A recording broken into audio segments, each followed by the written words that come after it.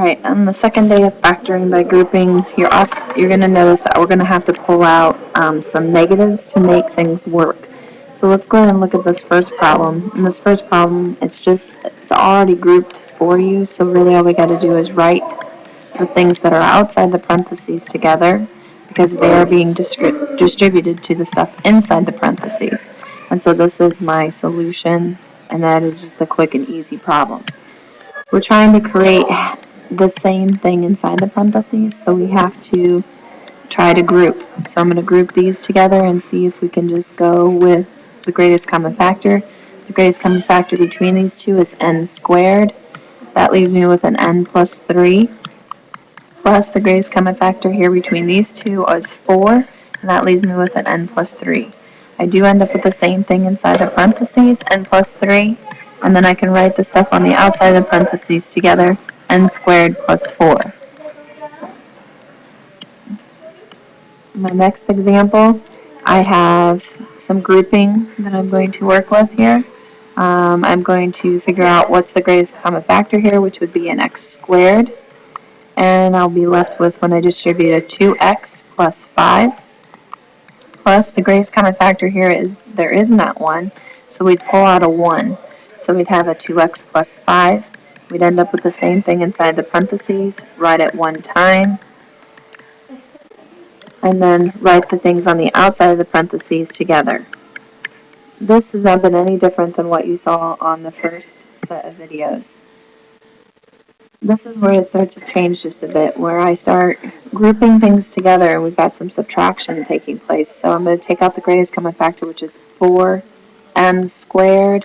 I'm left with m minus 3 plus, this isn't in the proper order necessarily, so what we'll do is we'll see what happens. If I take out the greatest common factor 5, I'm left with 3 minus m. These are not the same right now. How can I make them be the same? Well, one of the things I'm going to do is I'm going to rewrite this portion as minus 5m plus 15.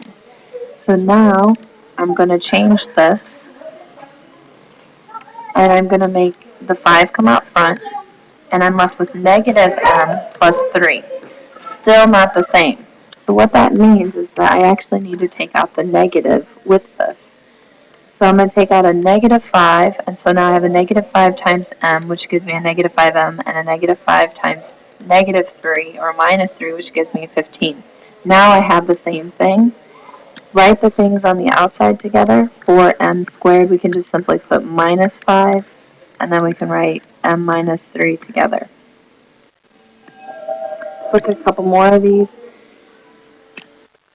I can tell this isn't going to work out quite right because they aren't in descending order. So I'm going to go ahead and rewrite this first of all and put them in descending order. Highest exponent down to lowest exponent. Now I'll go ahead and group. And when I group, my greatest common factor happens to be 3. They share an a squared in common. So we'll pull out front, and so that leaves me with a 2a minus 3 times 3 gives me the 9, and I have the a squared. Plus, the greatest common factor here is 4. 4 times 2a is 8, and 4 times 3 is 12.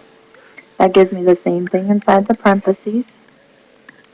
And then I can write the other things on the outside of the parentheses together.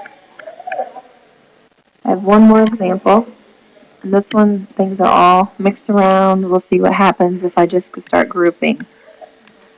When I group this, I take out the 2x, and that leaves me with z minus 3x, plus take out the greatest common factor here, which would be 2y, and that leaves me with z minus 3y. Now, I didn't end up with the same. Oh, I made a mistake here, that's why. Let me go back here. I've got 2xz and 2. That should be a y. So now I have the same thing inside the parentheses. So I write z minus 3y.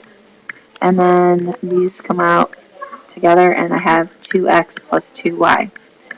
There's another way to do the same problem by taking out the greatest common factor first, and that's actually in our next lesson, so we're just going to leave this be for now.